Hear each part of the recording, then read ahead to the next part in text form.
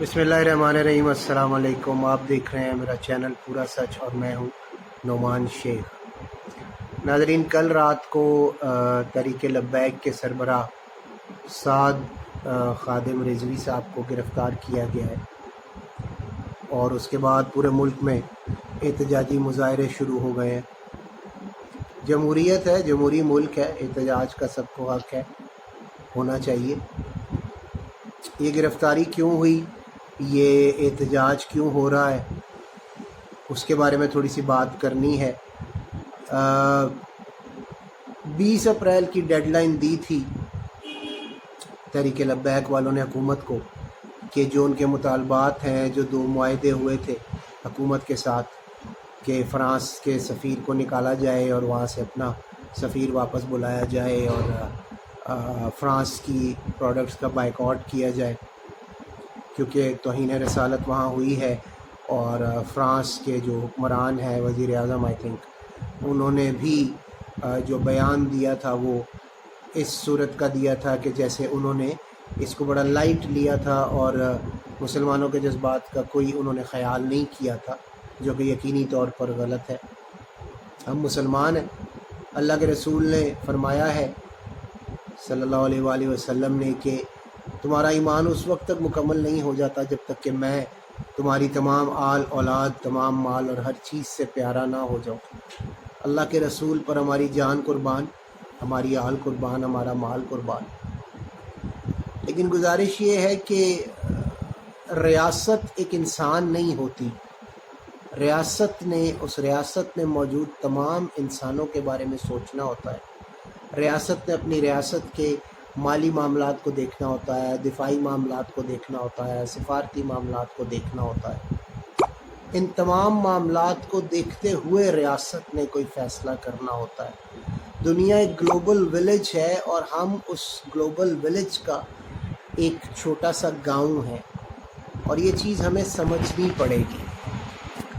بلا شبہ ہمیں احتجاج کرنا چاہیے۔ دنیا میں صرف عمران خان اور طیب اردگان نے اس توہین رسالت کے بارے میں آواز اٹھائی ہے، جبکہ 66 ممالک اس وقت ریاستیں مسلمانوں کی دنیا میں موجود ہیں۔ لیکن اس کے باوجود ان دو حکمرانوں نے اور ان 2 مسلمان ریاستوں نے مضبوط آواز اٹھائی اور UNO میں بھی آواز اٹھائی گئی۔ لیکن کیا ہمارے لیے یہ ممکن ہے؟ مجھے نہیں پتا، یہ وزارت خارجہ کے لوگ یا حکومت کے لوگ دیکھیں گے کہ کیا ہم فرانس سے سفارتی تعلقات منقطع کر سکتے ہیں یا نہیں کر سکتے۔ ایک چیز جو میں نے ابھی سوشل میڈیا پر ہی دیکھی کہ فرانس کا کچھ ہم نے بلینز آف ڈالرز میں قرض واپس کرنا ہے۔ تو آن اے لائٹر نوٹ، کیا یہ تحریک لبیک والے حضرات یا پاکستان کے تمام لوگ یا یہ جو عاشقان رسول ہیں، یہ $18 بلین اور سم تھنگ اکٹھا کر کے فرانس کو دے سکتے ہیں؟ کیا ہم اس صورت میں ہیں کہ ہم اس ملک کو یہ قرضہ واپس کر سکیں؟ بلا شبہ فرانس نے ہمارے ساتھ کچھ اچھا نہیں کیا۔ بھارت کو رافیل طیارے بھی دیے، FATF میں بھی انہوں نے ہمارے خلاف ووٹ کیا، اور کشمیر کے موضوع پہ بھی جب UNO میں قرارداد جاتی ہے تو فرانس ان ممالک میں ہے جو کئی بار ہماری کشمیر پر قراردادوں کو ویٹو کر چکا ہے۔ سو اٹس کلیئر کہ فرانس ہمارا دوست نہیں ہے۔ اور میرے بچپن سے میں سنتا آیا ہوں، کچھ دوست فرانس میں رہتے ہیں، کہ فرانس میں کرسچن مسلم ڈیوائڈ بڑی اسٹرانگ ہے اور کرسچن مسلم رائٹس اکثر ہوتے رہتے ہیں۔ تو وہاں پہ بھی ایک کرسچن ایکسٹریمسٹ مینٹلٹی موجود ہے، لیکن جس کو دنیا یا ورلڈ میڈیا کبھی بھی ٹیررزم نہیں کہے گا، کیونکہ ٹیررزم ٹریڈ مارک ہے مسلمانوں کا۔ ویسٹرن یا یورپین یا کوئی نان مسلم چاہے 100 اسکول کے بچوں کو گولی مار دے یا مسجد میں موجود نمازیوں کو گولی مار کے قتل کر دے، تو وہ ٹیررزم نہیں ہے، وہ ایکسٹریمزم نہیں ہے، وہ کچھ اس کو سائیکولوجیکل ڈس آرڈر کر کے اور بڑے آرام سے اس کو وے آؤٹ کر دیتے ہیں، اس کو کلیئر کر دیتے ہیں۔ بٹ دا پرابلم از جس طرح کا احتجاج ہمارے یہاں چل رہا ہے، اگر ایک چنگچی جلایا گیا ہے، کسی کی گاڑی جلائی گئی ہے، کسی کی املاک جلائی گئی ہے، تو مجھے آپ بتائیں اس سے فرانس کو کوئی نقصان پہنچتا ہے کہ آپ نے اپنے ملک کے غریب آدمی کا چنچی جلا دیا، اپنے ملک کے غریب آدمی کا، مڈل کلاس کا بیچارہ کتنے سال سے پیسے جمع کر کے کمیٹیاں ڈال کے وہ اس نے گاڑی خریدی تھی، آپ نے گاڑی تباہ کر دی، کسی غریب کی دکان جلا دی، ٹھیلا جلا دیا. تو یہ کیا ہے؟ یہ عشق رسول ہے؟ یہ عشق رسول نہیں ہے، یہ جہالت ہے.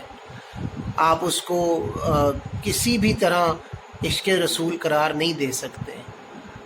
عشق تو ایک سادہ سی بات ہے کہ جس سے آپ کو عشق ہوتا ہے، ایک عام آدمی کی سوچ سے میں بات کرتا ہوں، تو ہم اس کی محبت کو دیکھتے ہوئے، اس کی چاہت کو دیکھتے ہوئے اپنی ذات کو ڈھالتے ہیں. اگر ہم عاشق رسول ہیں تو کیا ہم نے اللہ کے رسول کی سیرت کو فالو کیا ہے؟ کیا ہم ویسے بنے ہیں جیسے اللہ پاک کے رسول نے ہمیں چاہا کہ ہم بنیں؟ اپنے گریبان میں جھانکیں، اپنی زندگی کو دیکھیں.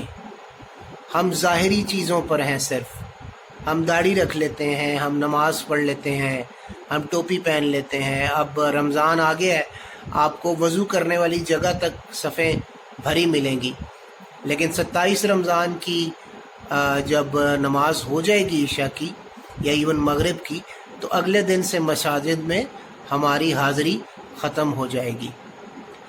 اللہ کے رسول نے صرف ہمیں نماز روزہ نہیں بتایا، اللہ کے رسول کی حیات طیبہ مکمل ہے ہر طرح سے. معاملات، رشتہ داروں کے ساتھ معاملات، کاروباری معاملات، معاشرتی معاملات، اللہ کے رسول مجسم قرآن ہیں. الحمدللہ ہماری جان قربان. اور اللہ کے رسول کی توہین کو انسان کیسے کر سکتا ہے؟ اللہ کے رسول وہ ہیں جن کی شان اللہ پاک نے بیان فرمائی ہے، اللہ کے رسول کی شان اللہ پاک نے مقرر کی ہے. تو کوئی بھی انسان، اس کی کیسے جرت ہو سکتی ہے کہ وہ اللہ کے رسول کی شان میں گستاخی کرے؟ ہاں، وہ یورپ میں انتہا پسند ہے اور وہ یہ حرکتیں کرتے ہیں کیونکہ انہیں پتہ ہے کہ انہیں پکڑا نہیں جائے گا، انہیں ان کا ملک کا قانون یہ آزادی دیتا ہے. کیونکہ میں نے دیکھا ہے کہ یہودی کیونکہ حضرت عیسیٰ سے پہلے تک کے انبیاء کو مانتے ہیں، تو وہ حضرت عیسیٰ کی شان میں بھی گستاخی کر دیتے ہیں، رسول پاک کی شان میں بھی کر دیتے ہیں. اسی طرح اگر عیسائی ہیں تو وہ بھی حضرت عیسیٰ سے آگے وہ نہیں کیونکہ تسلیم کرتے، تو وہ رسول پاک کی شان میں کر دیتے ہیں.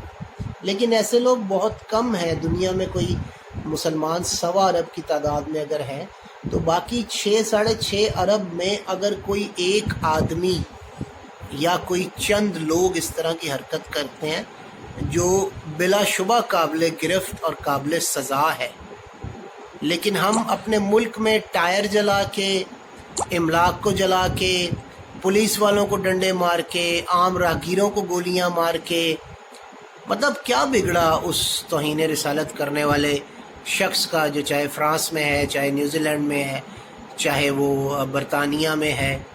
ہم نے تو اپنا نقصان کیا. تو میری آپ تمام دوستوں سے گزارش ہے، بھائیوں سے، حرمت رسول پہ، ختم نبوت پہ ہماری جان قربان. اشہد ان لا الہ الا اللہ وحدہ لا شریک لہ واشہد ان محمدا عبدہ ورسولہ. کوئی اللہ پاک کے رسول جیسا نہیں ہے، اور ہم سارے اللہ پاک کے رسول کے پیروں کی خاک کا کروڑواں حصہ بھی نہیں ہے، اور ان کی حرمت پہ ہماری جان قربان. لیکن خدا کے لیے احتجاج وہ کریں جس سے ہمارے اپنے لوگوں کو، ہماری اپنی ریاست کو کوئی نقصان نہ پہنچے. اللہ ہم سب کو صحیح راستہ دکھائے. اللہ ہم سب کو اللہ اور اس کے رسول کی خاطر زندگی گزارنے اور جان قربان کرنے کی توفیق اور شرف بخشے. اپنا خیال رکھیے گا. اللہ حافظ.